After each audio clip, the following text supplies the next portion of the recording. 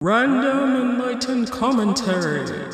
I've been taking some time to work on my poetry book and my fiction, so obviously it's been a little while since I posted one of these, but I just figured I'd take the time to talk about something that, just came to my mind recently just because of the recent events that happened and compelled me to think so deeply enough that I put together a poem as well as a corresponding video to just pour my thoughts on paper or video, whatever you want to call it. I had to create this thing and I did this within the span of 4 days. Yeah.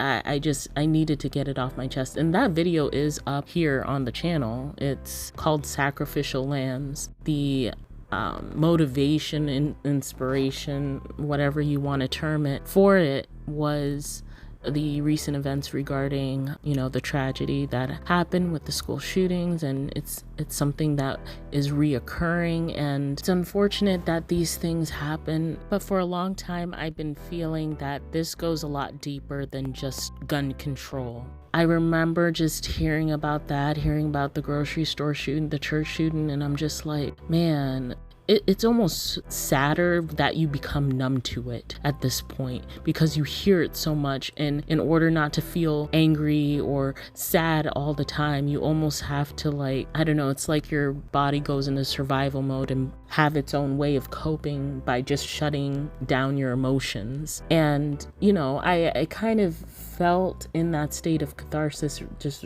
hearing about all this and reading about this. So there are very tragic and traumatic events that have happened and honestly have been happening, especially our history, like here in the US, like shootings have become almost a culture. But I'm not here to really talk specifically about the shootings. I want to talk about my intent for writing the poem because I'm going to delve into a subject that I feel isn't being talked about for certain reasons, and I'll go into that. So with the poem, I talked about the fact that when it comes to a school shooting, I feel that's when either media or the political sphere wants to then talk about children's issues, but usually it's centered around gun control.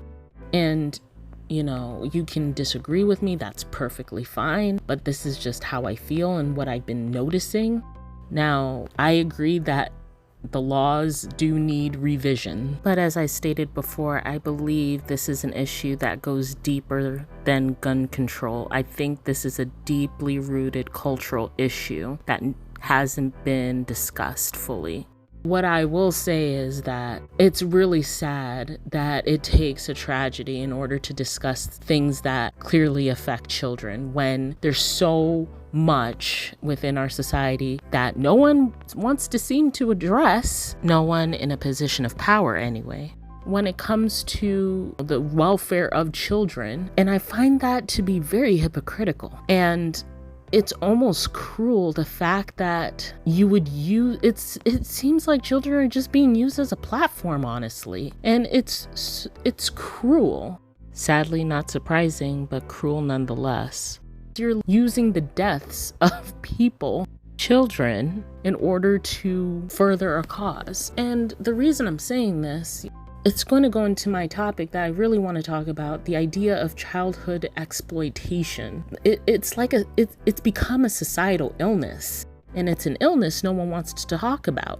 And here is childhood exploitation at different levels. You have a societal level I'm sure there's many examples of this, but one thing that I've noticed is the child prodigy movement. I was watching another YouTube video on this that really talked about it very well.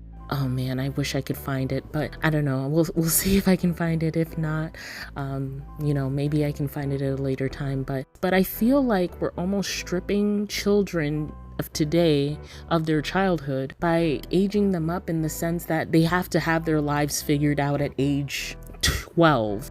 Like they have to be a prodigy or really successful at a really young age, or else, it's all downhill from here. Like that's a horrible message to send to a kid. I understand celebrating the achievements of people, and that's perfectly fine, but there is a clear shift towards media consumption around child prodigies. And I'm just like, man, now we're putting so much pressure on these kids to perform, and then kids that aren't in the limelight are looking at the attention these other kids are getting, and they're like, I want that attention. What do I have to do to get it? And they're not just thinking about being a kid. So we've burdened them of that. And of course, because the child prodigy movement functions on the idea of novelty, we've turned child prodigies into a product, essentially, because as a society, we love novelty. So it means more eyes on the content, and more eyes on the content means more money. And that's one example. There's many other examples, but that's one. At the political level, I already talked about party agendas a little bit, but it's interesting just look at the state of our education system. I'm just like, you guys can go back to so many different things, but you can't overhaul the education system. It's not even with this century. And you want these kids to take these tests that don't actually help them to learn this information that doesn't actually apply to their lives. Yes, learning the basics is great, but after that, it's like, then what? Even looking at the nutritional value of their school lunches. I remember being in school and eating lunch, and I was just like, there has to be something better than this. And, that was in elementary school. And then I thought I had graduated to better lunches in middle school, because now you have all this fast food. And of course, as a kid, you want to eat that. You're not thinking of, I want to be healthy. No, you're thinking about stuffing your face after being deprived for so long. And they have all these brand products, which of course are deals that are being made between the schools and these brand companies. I guess technically the school districts and these brand companies, which are no doubt authorized by the government board in order to push these products onto kids and get them addicted at a young age. It's like the politics around that it's crazy. And of course, big party systems in the political sphere support this, because again, it cycles money. It feeds interest groups. It also cycles money. So there's benefit there, unfortunately. But again, no one wants to talk about it because there are people that are benefiting from this type of system. You have the corporation level. The best example is the entertainment industry. Like Disney, wow, the dark side of Disney. There are so many videos out there. I don't even think I need to draw on a specific one. You can find it. There is a dark side to Disney's, the way that it handled its child actors. They're essentially their products. Their child actors are their products. And not only do you strip away their childhood, because now, they are essentially being worked like an adult, but you aren't even putting together safeguards around them. The amount of scandals that have come about around these child actors, the industries think, oh, maybe we can salvage something. But if you can't, you're just feed them to the sharks. How ruthless is that? And the funny thing is, Disney has built its image around child happiness and all that stuff, but yet there is a deep, dark underbelly to keep it. Childhood exploitation at the family level. Now, there might be parents out there that might not want me to say this, and I'm not necessarily talking about you, but I'm just saying it is out there. There are parents out there using children for views and likes. I think that is mind-blowing. I know that we live in a society where social media is part of daily life, but to use your children for clout, I'm like, why can't you just alone do something? They didn't consent to it. And no, not by you being their parents do they automatically have to turn in their right to consent. They're individual human beings as well. And yes, they might be your children, but they didn't consent to it. They don't know what they're doing. Like they're like, oh, mom or dad is enjoying themselves. Like, oh, I want to join in on the fun. That's what they're thinking. But parents are using that for their advantage. Now, I'm not naming names. I'm not putting examples out there. I am just saying that it exists. And it almost goes back to that, like even before social media, like how parents would use, and this still happens today too, but parents using their children to live out their childhood fantasies or live out their personal dreams or fantasies, whatever they may be, like either signing up their children against their will, like with a sport, or like putting them into various clubs, signing them up for stuff because they want to live through their children. And now we arrive at the individual level of childhood exploitation. Now, this is interesting because this is now with the child themselves. And if they're being bombarded by these messages at the societal level, at the political level, at the corporation level, the family level, then what do you think at the individual level they're thinking? The thing that appeals most to a child is wanting attention, wanting love. And if they are seeing all these different examples of how other children are getting love and attention from the world, then what do you think they'll do?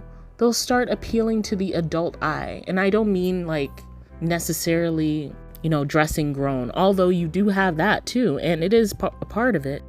I'm talking about they're going to do things in order to get that attention or get that love from the world, because clearly they're not getting enough of it. And you now have this culture of childhood exploitation that just cycles and cycles and cycles, and it's become so big, it has become our illness. And I was talking, with my mom just recently, and I'm just like, man, it feels like being a kid. Like I don't think I wouldn't want to be a kid in this generation, honestly. I feel like I wouldn't have a childhood.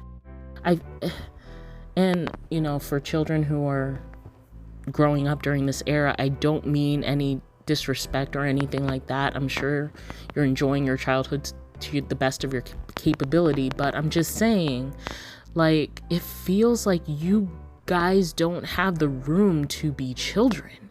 You guys don't have the room to be just living in the moment. You're now thrust into the world sphere with all these different messages and are now burdened with the expectation that you have to respond to all those messages because that is what you feel the world expects of you. And that's not fair. That's not fair. So this is just how I feel. Honestly, there's so many things that we're hypocritical of as a society, but this is the one thing that I'm just like, it absolutely disgusts me, because we're supposed to provide an environment for the younger generations to thrive. And I know I'm not that old or anything when, I'm in my late 20s, but at the same time, I'm just like, we are doing such a disservice to the younger generations, and we're telling them that we care about them. That is the biggest lie. We don't, as a society, everything that I've listed, we clearly do not care about children, but we are saying that we do, and we're saying it under the guise of agendas that we have set forth for ourselves, and I think that's just disgusting. So, that's it from me. I just needed to vent that out. If any of you think this way, or heck, if any of you even disagree with me, feel free just to comment that, because I don't want to shy away from disagreements, or I don't want to just like have people that only like agree with me. I want to have a discussion around this, because again, I feel like it's not being talked about. I feel like we're always sweeping it under the rug, or it gets hidden under all these distractions, like agendas that are set forth out there under these distractions, and we're not dealing with it, and it's becoming a problem. So again, with that, I am done. Enjoy the rest of your day.